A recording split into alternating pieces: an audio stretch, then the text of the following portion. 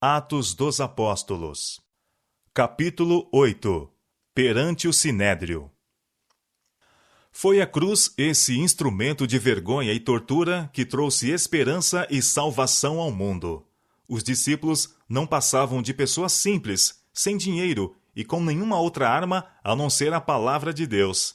Entretanto, na força de Cristo, eles saíram para contar a maravilhosa história da manjedoura e da cruz e para triunfar sobre toda a oposição. Sem honra ou reconhecimento terrestres, foram heróis da fé. De seus lábios saíam palavras de divina eloquência que abalaram o mundo. Em Jerusalém, onde existia o mais profundo preconceito e onde prevaleciam as mais confusas ideias com respeito àquele que havia sido crucificado como malfeitor, os discípulos continuaram a falar com ousadia as palavras da vida, expondo perante os judeus a obra e a missão de Cristo, sua crucifixão, ressurreição e ascensão. Sacerdotes e príncipes ouviram pasmados o claro, ousado testemunho dos apóstolos. O poder do Salvador ressurgido tinha, sem dúvida alguma, caído sobre os discípulos, e sua obra era acompanhada por sinais e milagres, que aumentavam diariamente o número de crentes. Ao longo das ruas por onde deviam passar os discípulos, o povo trazia seus enfermos para as ruas e os punham em leitos e em camilhas, para que ao menos a sombra de Pedro, quando este passasse, cobrisse alguns deles. Atos capítulo 5, verso 15. Traziam também os que estavam tomados de espíritos imundos. As turbas aglomeravam-se-lhes em torno, e os que eram curados erguiam louvores a Deus, glorificando o nome do Redentor. Os sacerdotes e príncipes viram que Cristo era mais enaltecido do que eles.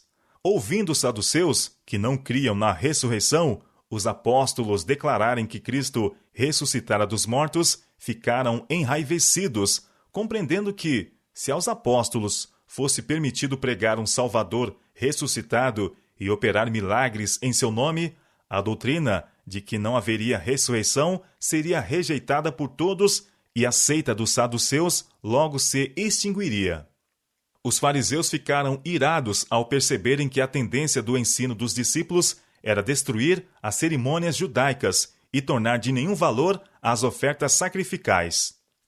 Até ali, todos os esforços feitos para suprimir o novo ensino tinham sido em vão. Mas agora, tanto fariseus como saduceus decidiram que a obra dos discípulos devia ser contida, pois estava demonstrando serem eles os culpados da morte de Jesus. Cheios de indignação, os sacerdotes violentamente lançaram mão de Pedro e João e os encarceraram na prisão comum. Os guias da nação judaica tinham assinaladamente deixado de cumprir o propósito de Deus para seu povo escolhido. Aqueles a quem o Senhor tinha feito depositários da verdade provaram-se infiéis a seu legado, e Deus escolheu outros para fazerem sua obra.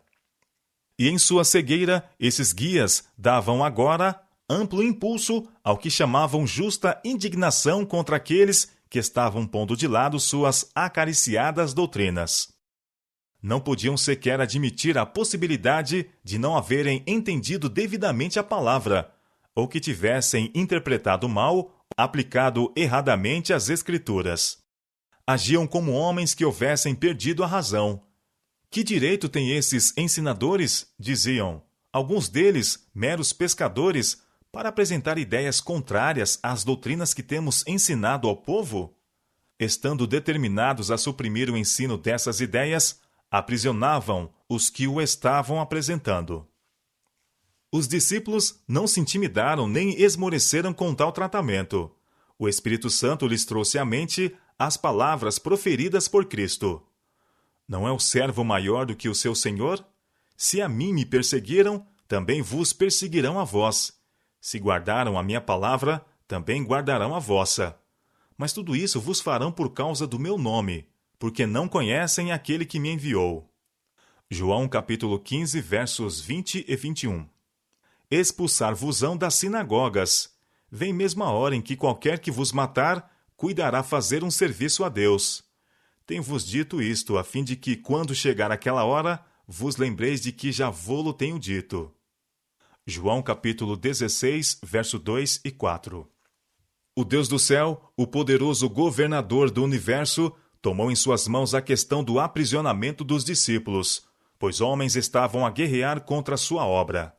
À noite, o anjo do Senhor abriu as portas da prisão e disse aos discípulos: Ide, apresentai-vos no templo e dizei ao povo todas as palavras desta vida. Atos capítulo 5, verso 20. Essa ordem era diretamente contrária à ordem dada pelos chefes judeus. Porventura disseram os apóstolos: Não podemos fazer isto sem ter consultado os magistrados e recebido deles permissão? Não. Deus dissera: Ide, e eles obedeceram. Entraram de manhã cedo no templo e ensinavam. Atos capítulo 5, verso 21. Quando Pedro e João apareceram entre os crentes e contaram como o anjo os havia guiado diretamente através do grupo de soldados que guardavam a prisão, ordenando-lhes retomar a obra interrompida, os irmãos se encheram de espanto e alegria. Nesse intervalo, o sumo sacerdote e os que com ele estavam convocaram o conselho, e a todos os anciãos dos filhos de Israel. Os sacerdotes e príncipes resolveram atribuir aos discípulos a acusação de insurreição, culpando-os do assassínio de Ananias e Safira e de conspiração para despojarem os sacerdotes de sua autoridade. Esperavam despertar a turba de tal maneira que esta decidisse tomar a questão nas mãos e tratar com os discípulos como haviam feito com Jesus. Eles sabiam que muitos que não haviam aceitado os ensinos de Cristo estavam cansados do arbitrário governo das autoridades judaicas e ansiosos por alguma mudança. Os sacerdotes temiam que, se esses descontentes fossem levados a aceitar as verdades proclamadas pelos apóstolos e a reconhecer Jesus como Messias, a ira de todo o povo se levantaria contra os guias religiosos, fazendo-os responder pelo assassínio de Cristo. Decidiram, então, tomar medidas drásticas para prevenir isto. Quando mandaram trazer os prisioneiros à sua presença, grande foi o seu espanto ante a resposta de que as portas da prisão foram encontradas seguramente fechadas e a guarda estacionada perante elas, mas não se encontravam os prisioneiros em parte alguma. Logo chegou a estranha notícia: Eis que os homens que encerrastes na prisão estão no templo e ensinam ao povo. Então foi o capitão com os servidores e os trouxe, não com violência, porque temiam ser apedrejados pelo povo. Atos capítulo 5, versos 25 e 26. Embora os apóstolos tivessem sido miraculosamente libertados da prisão, não escaparam ao interrogatório e castigo. Cristo dissera, quando estava com eles: Mas olhai por vós mesmos, porque vos entregarão aos concílios. Marcos capítulo 13, verso 9. Enviando um anjo para os livrar, Deus lhes dera um sinal de seu amor e certeza de sua presença. Cabia-lhes agora sofrer por amor daquele cujo evangelho estavam pregando. Na história dos profetas e apóstolos, existem muitos nobres exemplos de lealdade para com Deus. As testemunhas de Cristo têm suportado a prisão, tortura e a própria morte, de preferência a violar os mandamentos de Deus. Os relatórios deixados por Pedro e João é tão heróico como outros da dispensação cristã. Achando-se eles pela segunda vez perante os homens que pareciam empenhados em efetuar a sua destruição, nenhum temor ou hesitação se poderia divisar em suas palavras e atitudes. E quando o sumo sacerdote disse: Não vos admoestamos nós expressamente que não ensinasseis nesse nome? Eis que enchestes Jerusalém dessa vossa doutrina, e quereis lançar sobre nós o sangue desse homem. Pedro respondeu: Mais importa obedecer a Deus do que aos homens. Atos capítulo 5, versos 28 e 29. Foi um anjo do céu que os livrou da prisão e os mandou ensinar no templo. Seguindo suas instruções, estavam obedecendo à ordem divina, e isso deveriam continuar a fazer, custasse o que custasse. Então, o espírito de inspiração sobreveio aos discípulos. Os acusados se tornaram os acusadores, denunciando como assassinos de Cristo aqueles que compunham o concílio. O Deus de nossos pais ressuscitou a Jesus, declarou Pedro, ao qual vós matastes, suspendendo-o no madeiro. Deus, com a sua destra, o elevou a príncipe e salvador, para dar a Israel o arrependimento e remissão dos pecados. E nós somos testemunhas acerca destas palavras, nós e também o Espírito Santo, que Deus deu àqueles que lhe obedecem. Atos capítulo 5, versos 30 e 32. Tão enraivecidos ficaram os judeus com essas palavras que se decidiram a fazer justiça pelas próprias mãos, e sem mais processo ou sem autoridade dos oficiais romanos, intentaram matar os presos. Já culpados do sangue de Cristo, estavam agora ávidos de manchar as mãos com o sangue de seus discípulos. Mas no concílio houve um homem que reconheceu a voz de Deus nas palavras proferidas pelos discípulos. Esse homem foi Gamaliel, fariseu de boa reputação e homem de saber e alta posição. Seu claro intelecto viu que o passo violento que tinham em vista os sacerdotes traria terríveis consequências. Antes de se dirigir aos presentes, pediu que os presos fossem afastados.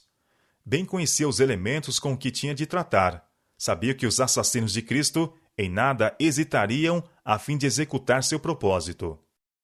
Falou então com grande ponderação e calma, dizendo: Varões israelitas, acautelai-vos a respeito do que haveis de fazer a estes homens, porque antes destes dias levantou-se Teudas, dizendo ser alguém.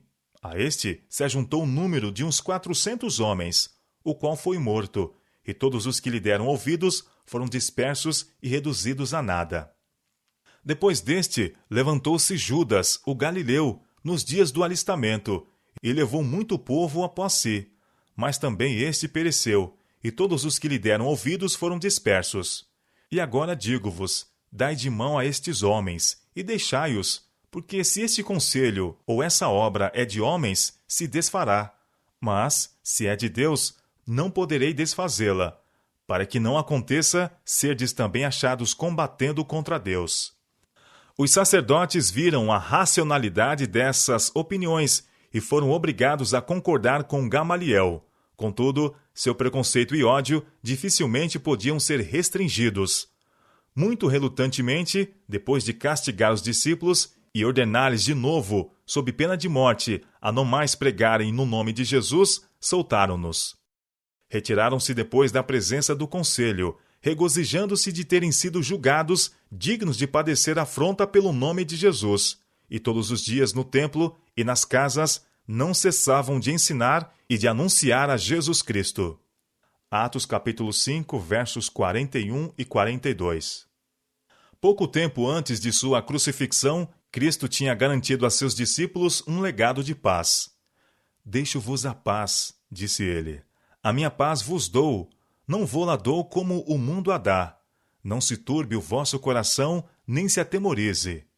João capítulo 14, verso 27. Essa paz não é a paz que se obtém mediante a conformação com o mundo. Cristo jamais comprou a paz condescendendo com o mal. A paz que Cristo deixou a seus discípulos é antes interna que externa, e sempre devia permanecer com suas testemunhas nas lutas e contendas. Falando de si, Cristo disse: Não cuideis que vim trazer a paz à terra. Não vim trazer paz, mas espada. Mateus capítulo 10, verso 34. Príncipe da paz, ele era, não obstante, causa de divisão. Aquele que veio proclamar alegres novas e promover a esperança e a alegria no coração dos filhos dos homens, abriu uma controvérsia que arde profundamente e desperta intensa paixão no coração humano. E ele adverte seus seguidores: No mundo tereis aflições.